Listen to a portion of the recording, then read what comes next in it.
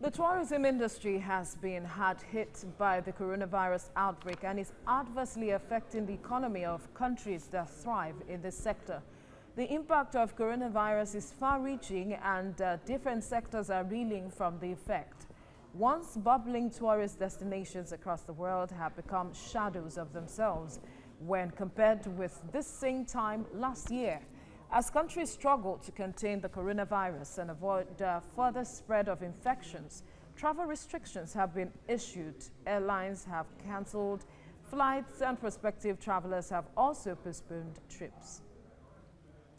Joining me on Skype now is the President Association of Women Travel Executives of Nigeria and the MD/CEO Aviator Travels and Tours, Lekki Lagos, Tinuke Nwakohu. Good morning. Thank you for joining us on TVC Breakfast. Good morning, and thank you for having me. Now, the tourism sector globally is said to be the hardest hit, but from your window, talk to us how much impact this has had. Well, as you already know, the airlines are the worst hit. They are the major casualties of this pandemic.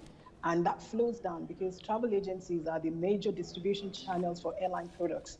We sell all their products. So if the airlines don't fly, then there's nothing for us to do. There's zero income. The hotels don't work. There's no logistics. There's no visas to process.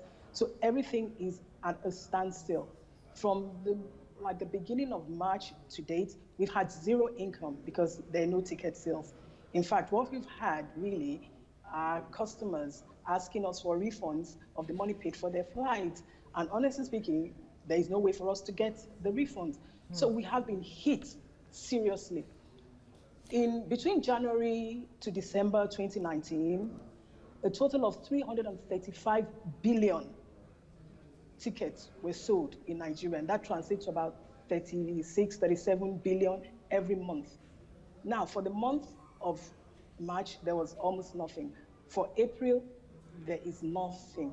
So when you work out the math, you would see that for all the 2,500 members of the Association of NANTA, there is just definitely no income and just no survival for us. So we have been badly hit as an industry. And well, the government has created some sort of safety net through the CBN, about 50 billion naira credit facility for SMEs. Now, how are you, what are the plans of your organization or association tapping into this? Well, like my president actually mentioned, yes, we are going to tap into it.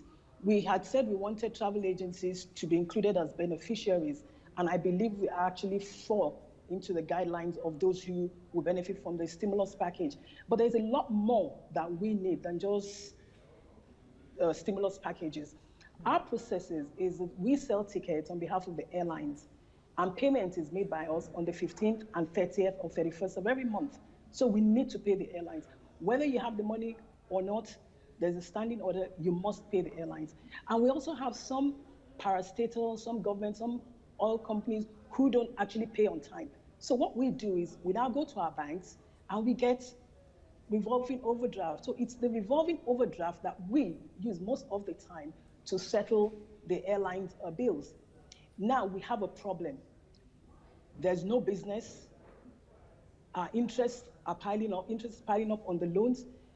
The banks are not prepared to grant us any interest holiday. So what we are looking at is maybe the CBN use the moral suasion or whatever method to actually persuade the banks to either grant us a tax holiday or to grant us interest-free loans, because we would have a lot of burden on our heads once business starts again. The banks are there and they're charging their interest. How are we going to pay this interest when we don't have any income? And I can tell you, we're not like the food industry or any other industry where once the lockdown is over and everybody is free to move around. We cannot do that. We also have to wait. The hotels will have to do their own things. The airlines, their planes, they're not just going to go in and kickstart the airplane like we do for our cars. There's so many things that they need to go to the process. So it's probably going to take us till maybe about June or July. And that means from now till then, there is no income whatsoever.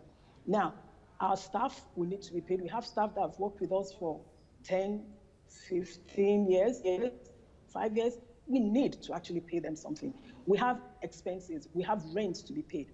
And most importantly, it is the interest loan, which we also have to pay. So with all this going on, it's going to be a tough call for us travel agencies. I can see a lot of us falling by the wayside, and it's going to be really sad if something is actually not done, something specific is not done to help this industry. But some would say that as grim as the picture might seem, it perhaps poses the opportunity for some of your members to begin to look inwards now to explore tourist sites in the country. Yeah, definitely, that is true, and that's been an ongoing thing. I'll tell you, for example, in January, a colleague of mine, Springs Travel, we went to New York. We actually exhibited at the New York Times Travel Show. We showcased Nigeria. And we had a lot of Americans who showed interest because some of them had done tests and their DNA has been traced to Nigeria, so they want to come to Nigeria. So in January, we did that, and we were so happy because we had a long line, a list of people who wanted to come in, and we had set that all up before the pandemic came in. So there is a lot for the foreigner to come to see when they do come to Nigeria. But we ourselves, we need to do our homework. Are we actually ready? Do we have the infrastructure in place to entice these people? But that notwithstanding, yeah, that is something the government will have to look into, partnering with the private sector. But that aside, we still have a lot that we can offer. And we're doing that on a regular basis. We're selling to them. Even during this pandemic, we're still getting in touch with all our clients that have shown interest in coming to Nigeria. And we're sure that definitely when this is over, we will look inwards. There's so many things. There's Epe, there's Badagry, there's Idonre Hills. There are so many things. Nigeria is a really good, it's a good breeding ground for tourism. I can tell you that what we look at and don't count as anything much, right? The foreigner will come in and look at it, and to them, it is fantastic. Just ordinary riding on Keke Marwa to them is something that they take pride in.